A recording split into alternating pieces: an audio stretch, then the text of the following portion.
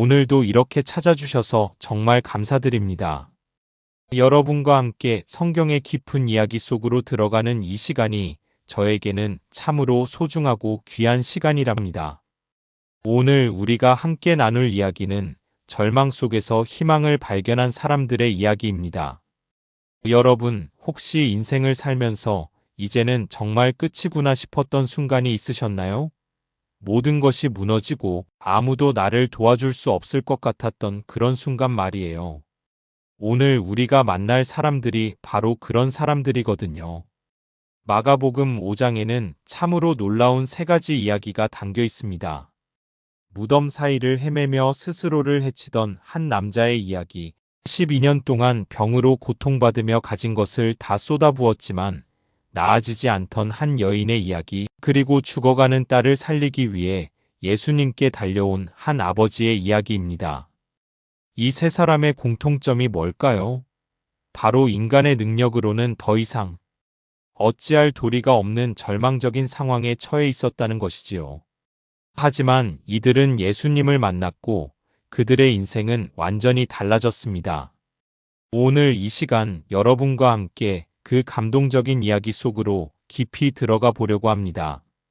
어쩌면 우리 자신의 이야기, 우리 가족의 이야기, 우리 이웃의 이야기가 될 수도 있는 그런 이야기들이랍니다. 자, 그럼 이제 시작해 볼까요? 갈릴리 호수를 건너 거라사 지방에 도착한 예수님과 제자들의 이야기부터 시작해 보겠습니다. 배에서 내리시자마자 예수님께서는 참으로 놀라운 광경을 목격하게 되셨지요. 무덤 사이에서 한 남자가 비틀거리며 나오는 모습이었습니다. 그런데 이 사람의 모습이 얼마나 처참했는지 제자들도 깜짝 놀라 뒤로 물러섰을 정도였어요. 이 사람에게는 귀신이 들어 있었거든요. 그것도 하나가 아니라 무수히 많은 귀신들이 그를 사로잡고 있었습니다. 사람들이 여러 번 그를 쇠사슬과 발목 쇠고랑으로 묶어보았지만 그는 그 모든 것을 끊어버렸어요. 엄청난 힘이었지요. 그래서 이제는 아무도 그를 제어할 수가 없었습니다. 밤낮으로 이 불쌍한 사람은 무덤 사이와 산에서 소리를 지르며 돌로 자기 몸을 헤쳤다고 합니다. 여러분, 이 모습을 상상해 보세요.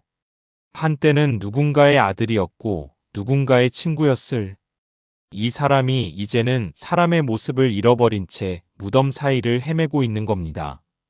사람들은 그를 두려워했고 그에게서 멀리 떨어져 있으려고 했어요. 그는 완전히 고립되고 버림받은 존재가 되어버린 거죠. 가족들도 친구들도 마을 사람들도 모두 그를 포기했습니다. 이 사람은 이제 끝이야, 더 이상 소망이 없어라고 생각했던 거예요. 그런데 말입니다. 예수님께서는 달랐습니다. 멀리서 예수님을 보자마자 이 사람이 달려왔어요. 아니, 정확히 말하면 그 안에 있던 귀신들이 예수님을 알아본 겁니다. 그리고는 예수님 앞에 엎드려 큰 소리로 외쳤지요. 지극히 높으신 하나님의 아들 예수님이시여. 저와 당신이 무슨 상관이 있습니까? 하나님께 맹세하건대 저를 괴롭히지 마십시오.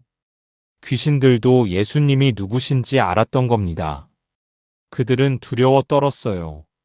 왜냐하면 예수님께서 이미 더러운 귀신아 그 사람에게서 나오너라고 명령하고 계셨거든요.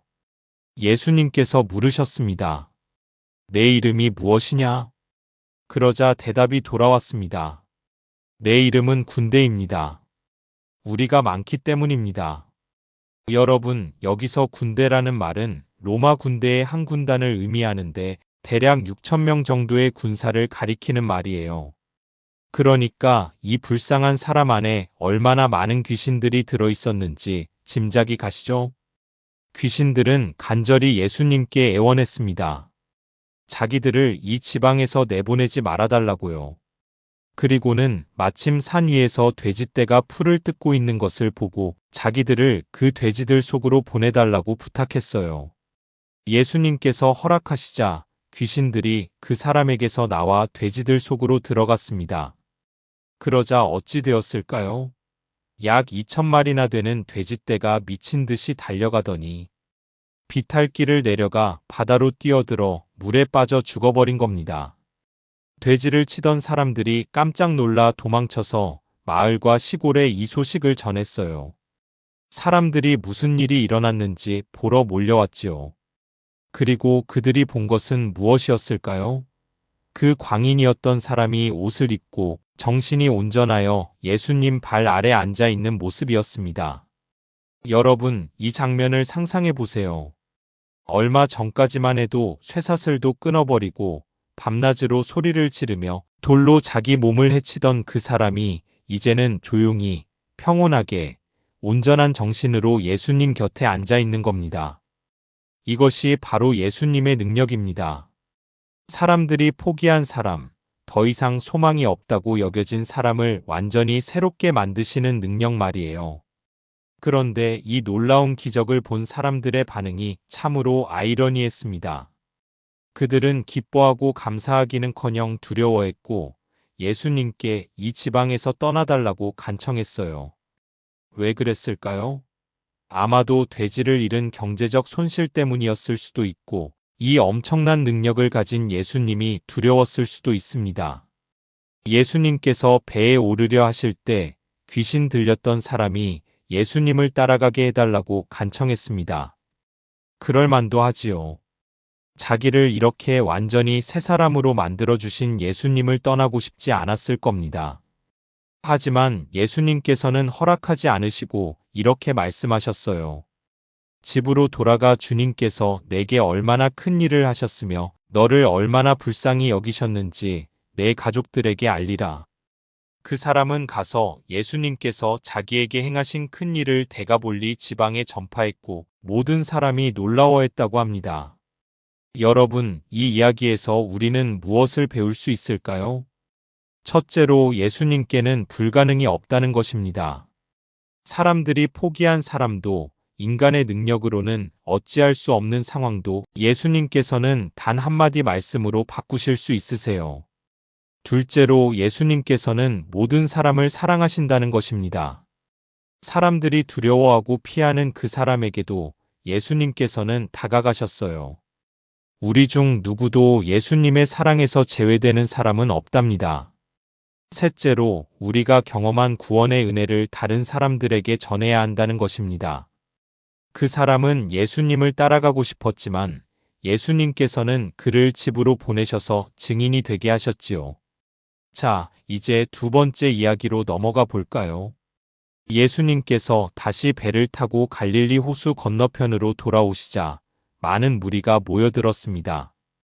그때 회당장 중 한 사람인 야이로라는 사람이 예수님을 보고 그 발 아래 엎드렸어요. 야이로는 회당장이었습니다. 사회적으로 존경받는 위치에 있던 사람이에요. 하지만 지금 그는 한 아버지의 모습으로 예수님 앞에 엎드려 간절히 애원하고 있었습니다. 제 어린 딸이 죽게 되었습니다. 오셔서 그 아이에게 손을 얹으시어 낫게 하시고 살려주십시오. 여러분, 부모의 마음을 아시지요? 자식이 아프면 차라리 내가 대신 아팠으면 하는 마음 말입니다. 야이로도 마찬가지였어요. 그는 자신의 체면도 지위도 다 내려놓고 예수님께 매달렸습니다. 예수님께서는 그와 함께 가셨어요. 많은 무리가 예수님을 따라가며 밀고 있었지요.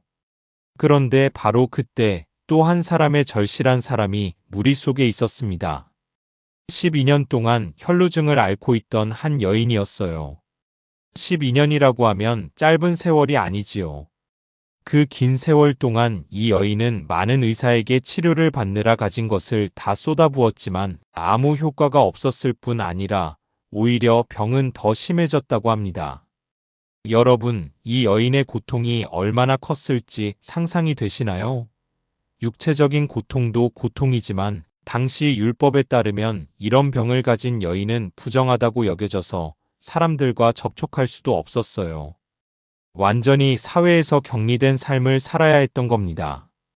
가족들과도 함께 식사할 수 없었고 회당에 갈 수도 없었어요. 누군가를 만져도 안 되고 누군가가 그녀를 만지면 그 사람도 부정해진다고 여겨졌지요. 12년 동안 그렇게 외롭고 고립된 삶을 살아온 겁니다. 그런데 이 여인이 예수님에 대한 소문을 들었어요. 그리고 마음속으로 이렇게 생각했습니다. 내가 그의 옷에라도 손을 대면 구원을 받으리라. 정말 놀라운 믿음 아닙니까? 예수님을 직접 만나서 부탁할 엄두도 내지 못했어요. 자신이 부정하기 때문에 감히 예수님께 다가갈 수도 없다고 생각했지요. 하지만 그 옷에만 손을 대어도 나을 수 있다는 믿음이 있었습니다. 그래서 무리 가운데로 비집고 들어가 뒤에서 예수님의 옷에 손을 댔어요. 그러자 어떻게 되었을까요? 즉시 혈루 근원이 마르는 것을 몸으로 느꼈습니다. 12년 동안 그녀를 괴롭히던 그 병이 순간적으로 나은 겁니다. 그런데 예수님께서도 즉시 자기에게서 능력이 나간 것을 아시고 무리 가운데서 돌이켜 물으셨어요. 누가 내 옷에 손을 대었느냐? 제자들이 당황했습니다. 선생님, 무리가 에워싸 미는 것을 보시면서 누가 내게 손을 대었느냐고 물으십니까? 맞는 말이에요. 사방에서 사람들이 밀고 있었으니까요. 하지만 예수님께서는 달랐습니다. 우연히 스치는 접촉과 믿음으로 다가오는 접촉을 구별하셨던 거예요. 예수님께서 누가 그 일을 했는지 보려고 둘러보셨습니다. 여인은 자기에게 일어난 일을 알고 두려워하며 떨면서 나와 예수님 앞에 엎드려 모든 사실을 말씀드렸어요. 여러분, 이 여인이 얼마나 두려웠을지 아시겠어요? 자신이 부정한 몸으로 예수님께 손을 댄 것이 드러났으니 사람들한테 꾸중을 들을까봐 예수님께 책망을 받을까봐 떨었을 겁니다. 하지만 예수님의 반응은 어땠을까요? 딸아, 내 믿음이 너를 구원하였으니 평안히 가라. 내 병에서 놓여 건강할지어다. 딸아라고 부르셨어요. 여러분, 이 한마디가 얼마나 감동적입니까? 12년 동안 아무도 가까이 하지 않던 그 여인을 사회에서 격리되어 외로이 살아온 그 여인을 예수님께서는 딸이라고 불러주신 겁니다. 예수님께서는 그녀를 책망하지 않으셨어요. 오히려 그녀의 믿음을 칭찬하시고 평안히 가라고 건강하라고 축복해 주셨습니다. 그런데 바로 그때였습니다. 예수님께서 이 여인과 이야기하시는 동안 회당장 야이로의 집에서 사람들이 왔어요. 그리고는 야이로에게 말했습니다. 따님이 죽었습니다. 이제 선생님을 더 괴롭게 하지 마십시오. 여러분, 야이로의 심정이 어땠을까요? 예수님께서 이 여인과 이야기하시는 동안 자기 딸이 숨을 거둔 겁니다. 만약 이 여인 때문에 지체하지 않았더라면, 만약 조금만 더 빨리 왔더라면, 그런 생각이 들지 않았을까요? 하지만 예수님께서는 그 말을 들으시고 회당장에게 말씀하셨어요. 두려워하지 말고 믿기만 하라. 두려워하지 말라. 믿기만 하라. 참으로 간단하지만 얼마나 큰 믿음을 요구하는 말씀입니까? 딸이 이미 죽었다는데 이제 끝이라는데 그래도 믿으라는 겁니다. 예수님께서는 베드로와 야고보와 야고보의 형제 요한 외에는 아무도 따라오지 못하게 하시고 회당장의 집에 이르셨어요. 집에는 사람들이 울며 심히 통곡하고 있었습니다. 예수님께서 들어가시며 말씀하셨어요. 왜 떠들며 우느냐? 이 아이가 죽은 것이 아니라 잔다. 그러자 사람들이 예수님을 비웃었습니다. 의사도 확인했을 겁니다. 아이가 분명히 죽었다고요. 그런데 예수님께서 잔다고 하시니 비웃을 만도 했지요. 예수님께서는 그들을 다 내보내신 후 아이의 부모와 함께 온 제자들만 데리고 아이가 있는 곳으로 들어가셨어요. 그리고는 아이의 손을 잡으시고 말씀하셨습니다. 달리다굼. 이것은 아람어로 소녀야, 내가 내게 말하노니 일어나라는 뜻이에요. 그러자 어떻게 되었을까요? 즉시 그 소녀가 일어나서 걸었습니다. 나이가 12살이었다고 하네요. 사람들이 크게 놀랐습니다. 당연하지요. 죽은 아이가 살아난 겁니다. 그것도 예수님의 한마디 말씀으로요. 예수님께서는 이 일을 아무에게도 알리지 말라고 엄히 명령하시고 아이에게 먹을 것을 주라고 하셨어요. 여러분, 이 마지막 부분이 참 감동적이지 않으세요? 죽은 아이를 살리신 후에 먹을 것을 주라고 하신 거예요. 이것은 예수님의 세심한 배려입니다. 아이가 살아났지만 분명히 배가 고플 테니 먹을 것을 주라는 것이지요. 자, 이제 이 세 가지 이야기를 통해 우리가 배워야 할 교훈을 함께 나눠볼까요? 첫째로 예수님께는 불가능이 없다는 것입니다. 귀신 들린 사람을 고치시고 12년 동안 병든 여인을 낫게 하시고 죽은 아이를 살리셨어요. 사람의 능력으로는 절대 할 수 없는 일들이지요. 하지만 예수님께서는 하셨습니다. 우리 인생에도 때로는 도저히 해결될 것 같지 않은 문제들이 있지요. 건강의 문제, 가정의 문제, 경제의 문제, 관계의 문제. 우리 힘으로는 어찌할 수 없는 것들 말입니다. 하지만 예수님께서는 하실 수 있으세요. 우리가 해야 할 일은 야이로처럼 그 여인처럼 예수님께 나아가는 것입니다. 둘째로 예수님께 나아가는 데는 여러 방법이 있다는 것입니다. 야이로는 공개적으로 예수님 앞에 엎드려 간청했어요. 회당장이라는 체면도 다 내려놓고 많은 사람 앞에서 예수님께 매달렸지요. 반면에 혈루증 여인은 몰래 뒤에서 예수님의 옷에만 손을 댔어요. 그녀는 자신의 사정 때문에 공개적으로 나아갈 수 없었거든요. 하지만 예수님께서는 두 사람 모두를 받아주셨습니다. 중요한 것은 예수님께 나아가는 방법이 아니라 예수님께 나아가는 믿음이었던 거예요. 우리도 마찬가지입니다. 어떤 분은 공개적으로 기도하는 것이 편하고 어떤 분은 혼자 조용히 기도하는 것이 편하지요. 중요한 것은 그 방법이 아니라 예수님을 향한 우리의 믿음입니다. 셋째로 예수님께서는 우리의 절박한 상황을 아신다는 것입니다. 야이로가 얼마나 절박했겠어요? 딸이 죽어가고 있는데. 예수님께서 여인과 이야기하시느라 지체하시는 것처럼 보였을 때 말이에요. 하지만 예수님께서는 모든 것을 아시고 계셨습니다. 우리도 때로는 기도해도 응답이 없는 것 같고 예수님께서 우리의 절박한 상황을 모르시는 것 같을 때가 있지요. 하지만 예수님께서는 아십니다. 그리고 가장 좋은 때에 가장 좋은 방법으로 응답하십니다. 넷째로 예수님의 능력은 상황에 좌우되지 않는다는 것입니다. 사람들은 아이가 죽었다고 말했어요. 이제 끝이라고 더 이상 소망이 없다고 했지요. 하지만 예수님께는 그것이 문제가 되지 않았습니다. 죽음도 예수님의 능력을 막을 수 없었어요. 우리 인생에도 이제는 정말 끝이구나 싶은 순간들이 있습니다. 하지만 예수님께는 끝이 없어요. 예수님께서는 죽은 것도 살리실 수 있는 분이시거든요. 다섯째로 믿음이 중요하다는 것입니다. 예수님께서 혈루증 여인에게 뭐라고 하셨지요? 내 믿음이 너를 구원하였으니라고 하셨어요. 또 야이로에게는 두려워하지 말고 믿기만 하라고 하셨지요. 믿음이 없었다면 그 여인은 예수님께 나아오지도 못했을 거예요. 믿음이 없었다면 야이로는 딸이 죽었다는 소식을 듣고 포기했을 겁니다. 우리의 믿음이 예수님을 감동시킵니다. 우리의 믿음이 예수님의 능력을 경험하게 합니다. 여섯째로 예수님께서는 한 사람 한 사람을 소중히 여기신다는 것입니다. 많은 무리가 예수님을 둘러싸고 있었지만 예수님께서는 뒤에서 옷에 손을 댄 한 여인을 찾으셨어요. 그리고 그녀를 딸이라고 부르시며 위로하고 축복하셨지요. 우리도 마찬가지입니다. 이 세상에는 수많은 사람이 있지만 예수님께서는 우리 한 사람 한 사람을 알고 계시고 사랑하시고 돌보고 계십니다. 일곱째로 예수님의 사랑에는 차별이 없다는 것입니다. 회당장 야이로나 무명의 혈루증 여인이나 예수님께는 똑같이 소중했어요.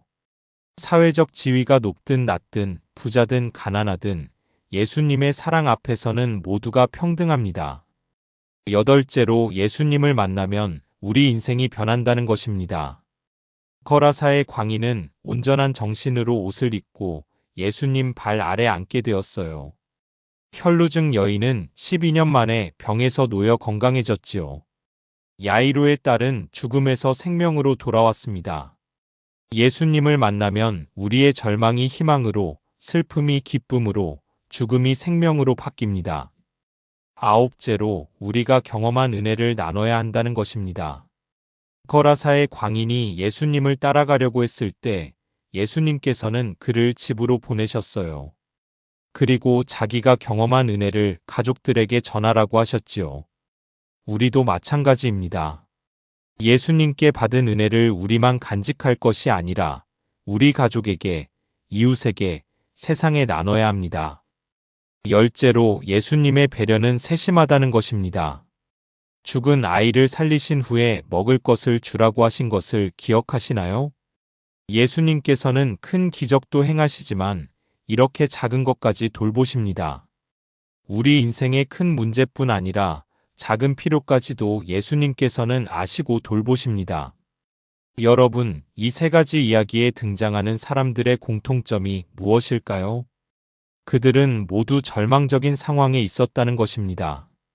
인간의 능력으로는 더 이상 어찌할 수 없는 상황이었어요. 하지만 그들은 예수님께 나아갔고 예수님을 만났고 그들의 인생이 완전히 달라졌습니다. 혹시 여러분 중에도 지금 절망적인 상황에 계신 분이 계신가요? 건강의 문제로, 가정의 문제로, 경제의 문제로, 혹은 다른 어떤 문제로 힘드신가요? 오늘 이 이야기를 통해 기억하시기 바랍니다. 예수님께는 불가능이 없다는 것을요. 예수님께서는 우리의 절박한 상황을 아신다는 것을요. 그리고 예수님께 나아가는 자에게는 반드시 응답이 있다는 것을요. 거라사의 광인도 포기하지 않았습니다. 아니, 정확히 말하면 예수님께서 그를 포기하지 않으셨어요. 혈루증 여인도 12년 동안 고통받았지만 마지막 희망을 걸고 예수님께 나아왔습니다. 야이로도 딸이 죽었다는 소식을 듣고도 포기하지 않고 예수님을 믿었습니다. 그 결과가 어땠습니까? 그들의 인생이 완전히 새로워졌어요. 우리도 마찬가지입니다. 포기하지 마십시오. 예수님께 나아가십시오. 비록 지금은 어둡고 절망적으로 보여도 예수님께서는 반드시 길을 열어주실 것입니다. 마가복음 5장의 이 이야기들은 단순히 2000년 전에 일어난 옛날 이야기가 아닙니다. 이것은 지금 우리에게도 일어날 수 있는 이야기예요. 예수님은 어제나 오늘이나 영원토록 동일하신 분이시거든요. 2000년 전에 거라사의 광인을 고치신 예수님께서 오늘날도 우리의 영적인 문제를 해결하실 수 있습니다. 2000년 전에 혈루증 여인을 고치신 예수님께서 오늘날도 우리의 질병을 고치실 수 있어요. 2000년 전에 야이로의 딸을 살리신 예수님께서 오늘날도 우리의 절망적인 상황을 소망으로 바꾸실 수 있습니다. 중요한 것은 우리가 예수님께 나아가느냐 마느냐입니다. 우리가 예수님을 믿느냐 마느냐예요. 야이로처럼 공개적으로 나아가든 혈루증 여인처럼 조용히 나아가든 방법은 중요하지 않습니다. 중요한 것은 예수님께 나아가는 것입니다. 그리고 예수님께 나아갈 때 우리는 이렇게 기도할 수 있습니다. 주님, 저는 지금 절망적인 상황에 있습니다. 제 힘으로는 어찌할 수가 없습니다.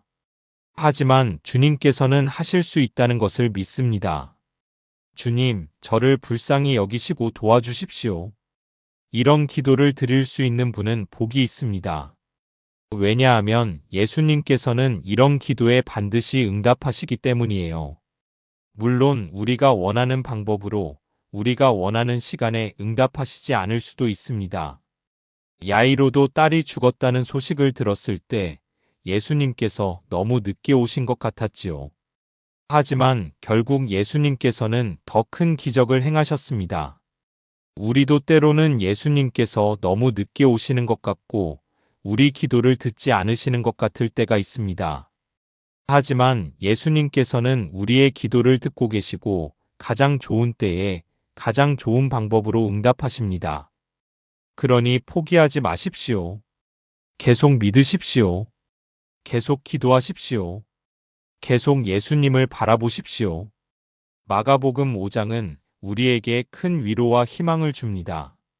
아무리 절망적인 상황이라도, 아무리 오랜 시간 고통받았어도, 심지어 죽음의 문턱에 있어도 예수님께서는 우리를 살리시고 회복시키실 수 있다는 희망을 주지요. 이것이 우리가 믿는 예수님입니다. 이것이 우리가 의지하는 주님이십니다. 그러니 오늘 이 말씀을 들으시는 여러분, 어떤 어려움에 처해 있든지 간에 예수님께 나아가시기 바랍니다. 예수님께서는 여러분을 기다리고 계십니다. 여러분의 기도를 들으실 준비가 되어 계세요.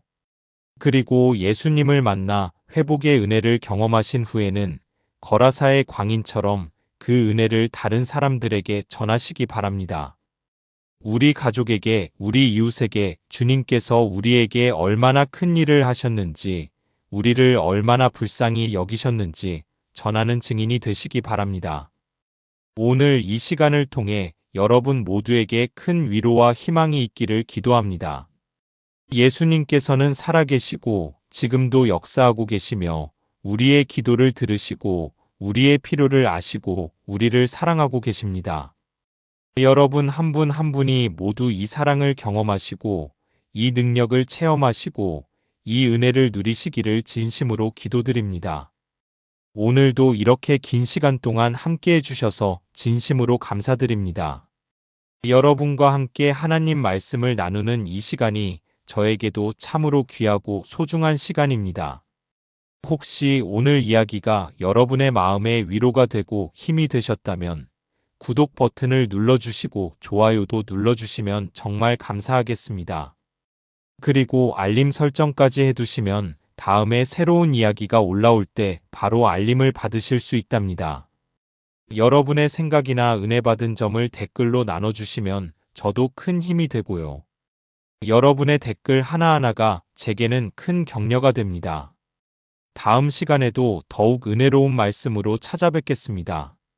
그때까지 건강하시고 평안하시길 기도드립니다. 주님의 크신 사랑이 여러분과 여러분의 가정에 늘 함께 하시기를 축복합니다. 감사합니다.